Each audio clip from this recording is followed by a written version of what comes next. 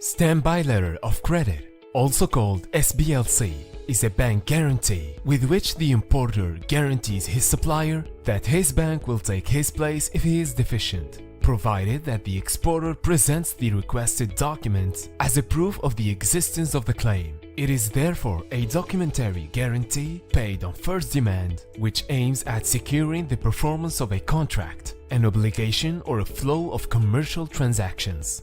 The benefits. Firstly, for the seller, it guarantees that he will receive his payment, even if the buyer is no longer able to do so. Also, since this solution is only triggered in the event of the buyer's inability to pay, the buyer is not fully committed to the credit, unlike the documentary credit, which saves money.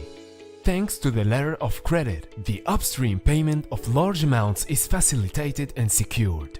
This solution is particularly interesting for companies that import from a supplier located in another country. Diagram of the implementation of the standby letter of credit, establishing the SBLC. First, negotiation of the contract. The seller and the buyer agree on the terms of the contract, the amount of the sale. The seller will then be the creditor of the sum of money and the buyer will be the debtor. Second, request for issuance of the standby letter of credit. The debtor, customer or buyer asks his bank to set up the standby letter of credit.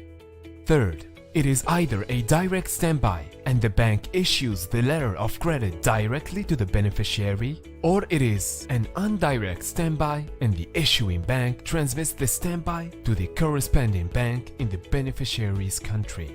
Fourth, notification or confirmation of the SBLC. If it is a direct standby, the corresponding bank notifies the beneficiary, i.e. the seller. If it is an indirect standby, the notifying or confirming bank notifies the beneficiary's bank. Activation of the SBLC in case of default. In the event of default, and in order to act on the SBLC, the seller shall provide the notifying bank with proof of the claim. For example, proof that an invoice is unpaid by simply presenting a written certificate mentioning the buyer's failure to meet its commitments or the non-payment. The notifying or confirming bank forwards these documents to the issuing bank, which checks them, and in case of validity of the documents, the issuing bank proceeds with the payment. It is obliged to do so even if its binding party raises a plea of non-performance, i.e. even if its client indicates to it that it is voluntarily that it does not proceed with the payment because its contracting party has not performed its own obligations. For example, the goods are defective. The seller is indemnified, now instructs the issuing bank to turn to its client for reimbursement. The different types of SBLC. There are many different types of SBLCs, the most common being those used in the context of international trade relations. The SBLCs can be used to protect the seller or the buyer. The most common one is certainly the one that protects the seller in case of non-payment by the buyer.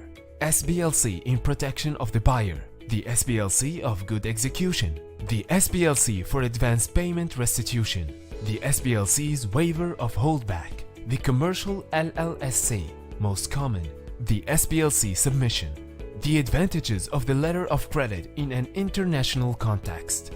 It is an effective tool for securing international trade commitments. The legal regime and the scope of the letter of credit are based on stable community and international rules that are recognized between the different states, which allows for intervention within a harmonized legal framework accepted by the countries of the contracting parties. The SBLC is a good alternative to the implementation of complex international contracts and classic international guarantees. It should be noted that each SBLC is limited in time. The end date of the commitment is therefore known, for example, 1 year.